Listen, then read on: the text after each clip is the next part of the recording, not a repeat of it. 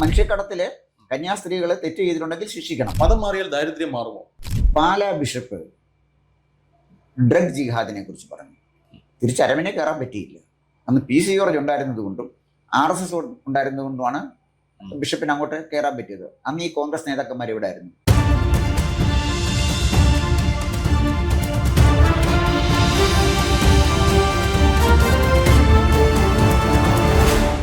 ഛത്തീസ്ഗഡിലെ 2 കന്യാസ്ത്രീകളുടെ അറസ്റ്റ് അത് വലിയ വിവാദമായിക്കൊണ്ടിരിക്കുകയാണ്. ആ വിവാദം ഈ അടുത്തിടെയൊന്നും കെട്ടടങ്ങുമെന്നും തോന്നുന്നില്ല. ഈ ഒരു വിഷയത്തെ താങ്കൾ എങ്ങനെ കാണും? ഇത് നമുക്ക് നിസ്സാരമായിട്ട് എടുക്കാൻ നിൽക്കുന്ന ഒരു കാര്യമല്ല. ഇതിനകത്ത് ഒരുപാട് ആഴത്തിൽ പഠിക്കേണ്ട ഒരു പ്രശ്നമാണിത്. ഇപ്പം പണ്ട് ഗ്രഹാം സ്റ്റെയിനെ 1999 ചുട്ടുകൊന്നു എന്നൊരു കേസുണ്ടായിരുന്നു. അതിൻ്റെ ആളിനെ ശിക്ഷിക്കുകയൊക്കെ ചെയ്തു. പക്ഷെ എങ്കിലും അതിലേക്ക് ആ ഗ്രാമീണരെ നയിച്ച വികാരം എന്താണ് ഇവിടെ സംഭവിച്ചത്? അതാണ് പ്രശ്നം. 2 കന്യാസ്ത്രീകളും പെൺകുട്ടികളുമായിട്ടാണല്ലോ വരുന്നത്.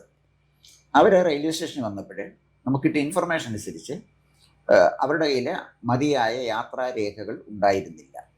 മിനിമം പ്ലാറ്റ്ഫോം ടിക്കറ്റ് പോലും ഉണ്ടായിരുന്നില്ല. റെയിൽവേ ടിക്കറ്റും ഇല്ലായിരുന്നാണ് മനസ്സിലാക്കുന്നത്. അപ്പോൾ ഈ കുട്ടികളോട് എവിടേക്കാണ് പോകുന്നതെന്ന് ചോദിച്ചപ്പോൾ അവർക്ക് അറിയത്തില്ല. സിസ്റ്റേഴ്സിനോട് ചോദിക്കണമെന്ന് പറഞ്ഞു. അപ്പം സ്വാഭാവികമായി TTRന് സംശയം തോന്നി ഇത് മനുഷ്യക്കടത്താണോ എന്നുള്ളത്. അവിടെ നിന്നാണ് ഈ പ്രശ്നത്തിൻ്റെ തുടക്കം കുറിക്കുന്നത്. സാധാരണ രീതിയിൽ ടിക്കറ്റുകൾ ഈ പെൺകുട്ടികളുടെ കയ്യിൽ വാലിഡ് ടിക്കറ്റ് ഉണ്ടായിരുന്നുവെങ്കിൽ ഈ പ്രശ്നമേ വരുന്നില്ല. അവർ ട്രെയിനിലങ്ങ് പോകുമായിരുന്നു. പക്ഷെ അതില്ലാതെ വന്നുകൊണ്ടാണ് അവിടെ റെയിൽവേ പോലീസാണ് ഇടപെട്ടത്, സ്റ്റേറ്റ് പോലീസ് അല്ല. റെയിൽവേ പോലീസ് ഇടപെട്ട് കഴിഞ്ഞപ്പോൾ സ്വാഭാവികമായി നമ്മുടെയൊക്കെ റെയിൽവേ സ്റ്റേഷനിൽ 2 പേരെ തടഞ്ഞു വെച്ചാൽ അവിടെ 10 പേര് കൂടും. അതിനകത്ത് മതപരമായ ഒരു കാര്യമില്ല. 10 പേര് കൂടും, 10 അഭിപ്രായം വരും. അപ്പോൾ ഇത് മനുഷ്യക്കടത്താണ് എന്ന് ആരോപിച്ചാണ് ഇതിൻ്റെ പിന്നാലെയുള്ള ബഹളം നടക്കുന്നത്. അതിൻ്റെ പ്രധാനപ്പെട്ട ഒരു കാരണം ഈ പെൺകുട്ടികൾ വരുന്നത് ബസ്താർ എന്ന് പറയുന്ന ജില്ലയിൽ നിന്നാണ്. ഈ ബസ്താർ ഇന്ത്യയിലെ ഏറ്റവും അധികം നക്സൽ അഫക്റ്റഡ് ഏരിയയാണ്. ഒരു ഗവൺമെൻറ് സംവിധാനവും അവിടെ ഇല്ല. നക്സലുകളാണ് ഭരിക്കുന്നത്. നക്സലുകളെ ദിവസവും ഗവൺമെൻറ് വെടിവെച്ച് കൊന്നുകൊണ്ടിരിക്കുകയാണ്. അപ്പോൾ 2026 ഇന്ത്യയെ മാവോവാദികളിൽ നിന്ന് വിമുക്തമാക്കും എന്നാണ് നമ്മുടെ ആഭ്യന്തരമന്ത്രി പറഞ്ഞിരിക്കുന്നത്. അത് അനിവാര്യമാണ് താനും. അതായത് ഈ മാവോവാദികളും നക്സലുകളും ആക്രമിക്കുന്നത് നമ്മുടെ പട്ടാളക്കാരെയാണ്. അപ്പോൾ അവരെ വെടിവെച്ച് കൊല്ലുക തന്നെയാണ് വേണ്ട. അതിനൊന്നും ഒരു തർക്കമുള്ളൊരു കാര്യമല്ല. ഇവിടെ ഈ നക്സൽ ബാധിത പ്രദേശത്തു നിന്ന് വന്ന 2 പെൺകുട്ടികളാണ് ഉള്ളത്. അപ്പോൾ വന്ന സ്ഥലം ഏതാണ് എന്നുള്ളത് വളരെ പ്രധാനപ്പെട്ട ഒരു കാര്യമാണ്. അപ്പോൾ തിരുവനന്തപുരത്ത് നിന്ന് 2 പെൺകുട്ടികൾ പോകുന്നതും അട്ടപ്പാടിയിൽ നിന്ന് 2 പെൺകുട്ടികൾ പോകുന്നതെന്നാണ് രണ്ടായിട്ട് തന്നെ കണ്ടേ പറ്റുള്ളൂ. അല്ലാതെ അതിനകത്ത് വേറെ കാര്യങ്ങളൊന്നും പറഞ്ഞിട്ട് കാര്യമില്ല. അപ്പോൾ അവിടെ ഇവരെ പിടിച്ചു വെച്ചു. ഇതുമായി ബന്ധപ്പെട്ടാണ് ഈ തർക്കത്തിന് തുടങ്ങുന്നത്. അവരെ കോടതിയിൽ ഹാജരാക്കി.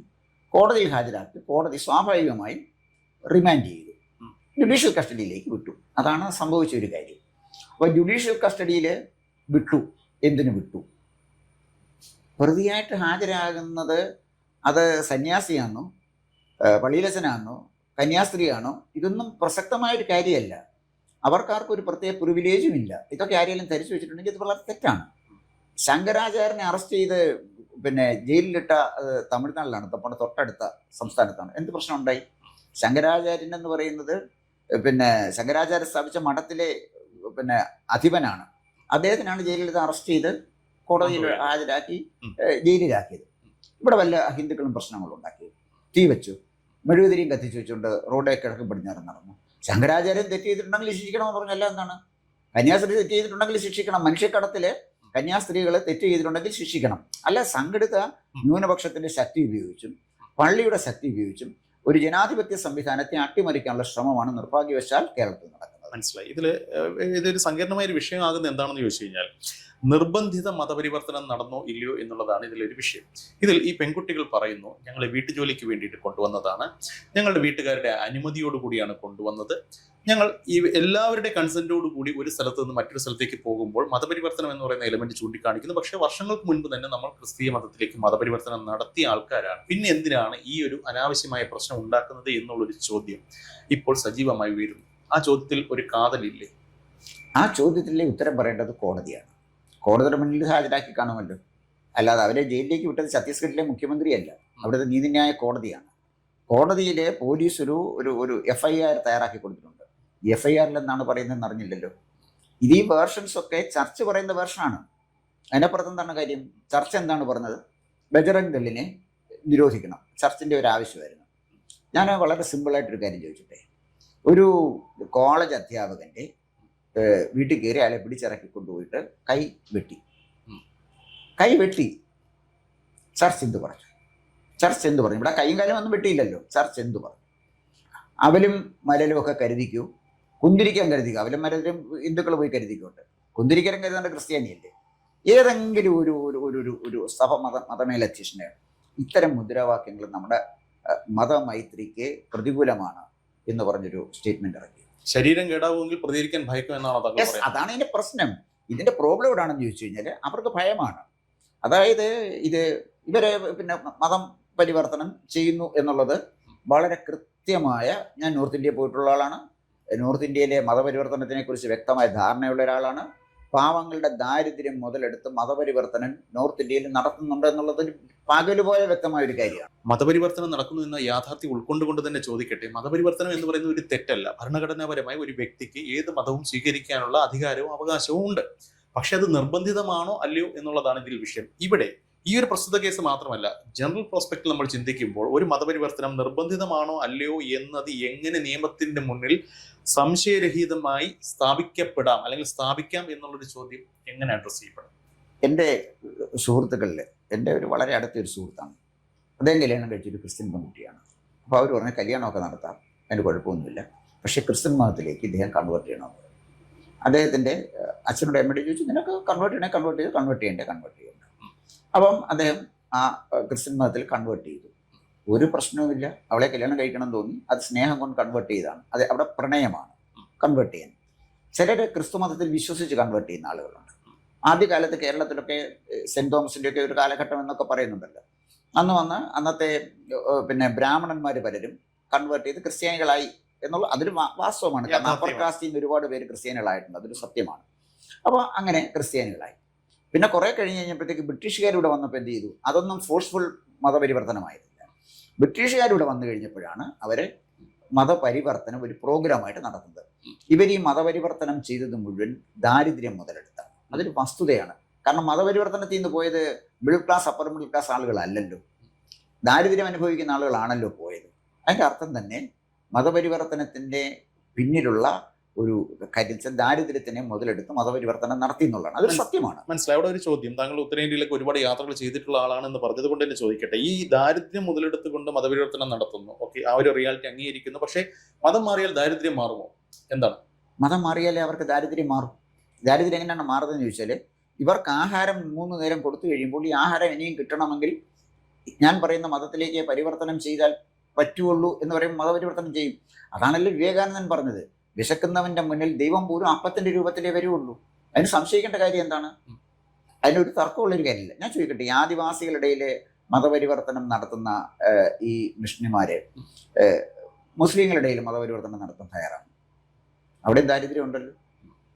ഒരുപാട് ദാരിദ്ര്യം അനുഭവിക്കുന്ന, വളരെയധികം ദാരിദ്ര്യം അനുഭവിക്കുന്ന മുസ്ലിങ്ങൾ ഒരുപാട് പേര് യുപിയിലും ബീഹാറിലും ഒക്കെ ഉണ്ട്. ഹിന്ദുക്കളെ തിരഞ്ഞുപിടിച്ച് മതപരിവർത്തനം നടത്തിക്കുകയാണെന്നാണ് താങ്കൾ പറയുന്നത്. അതിന് സംശയിക്കേണ്ട കാര്യം എന്താ? ആദിവാസികളെയാണ് തിരഞ്ഞുപിടിച്ച് മതപരിവർത്തനം നടത്തിയ പ്രധാനപ്പെട്ട കാര്യങ്ങൾ. അപ്പം അതിൻ്റെ പ്രോബ്ലം എവിടെയാണെന്ന് ചോദിച്ചാൽ, തങ്ങൾ സംഘടിതരാണ്, ഞങ്ങൾക്ക് വോട്ട് ബാങ്ക് ഉണ്ട്, ഞങ്ങളുടെ ആരെയും അറസ്റ്റ് ചെയ്യാൻ പറ്റുകയില്ല, അറസ്റ്റ് ചെയ്ത് ഞങ്ങൾ വോട്ട് തരത്തില്ല. അക്കാര്യത്തിൽ ഗവൺമെന്റിന് ധൈര്യം കൊണ്ട് വോട്ട് വേണ്ടെന്ന് നോക്കണം. മനസ്സിലായി. ഇപ്പം ഏതായാലും ഇത് കോൺഗ്രസ് വിഷയം പൊളിറ്റിക്കലി ഏറ്റെടുത്ത് കഴിഞ്ഞു. കേരളത്തിൽ നിന്ന് പോലും നേതാക്കന്മാരുടെ ഒരു സംഘം, കോൺഗ്രസ് നേതാക്കന്മാരുടെ ഒരു സംഘം ഛത്തീസ്ഗഡിലേക്ക് എത്തിക്കഴിഞ്ഞു. അവർ ഇനി ചെയ്യാവുന്നതൊക്കെ അവിടെ ചെയ്യുന്നുണ്ട്. പ്രക്ഷോഭം വരുന്നുണ്ട്. വരും ദിവസങ്ങളിൽ ബിഷപ്പുമാരുടെ പ്രകടനം, പ്രക്ഷോഭം എല്ലാം വരുന്നുണ്ട്. പക്ഷേ BJPയുടെ ഒരു പ്രോസ്പെക്റ്റിൽ ചിന്തിച്ചു കഴിഞ്ഞാൽ കേരളത്തിൽ അവർ എങ്ങനെയെങ്കിലും ക്രിസ്തീയ സഭ അല്ലെങ്കിൽ ക്രിസ്തീയ സമുദായ അംഗങ്ങളെ കൂടെ കൂട്ടിക്കൊണ്ടുള്ളൊരു പൊളിറ്റിക്കൽ ഇക്കോസിസ്റ്റം സൃഷ്ടിച്ചെടുക്കാൻ പെടാപ്പാട് പെട്ടുകൊണ്ടിരിക്കുമ്പോൾ കന്യാസ്ത്രീകളുടെ അറസ്റ്റ് എത്രത്തോളം BJPയുടെ ഭാവിയെ ദോഷകരമായി ബാധിക്കും എന്നത് പറഞ്ഞുകൊണ്ട് അവസാനിപ്പിക്കാം.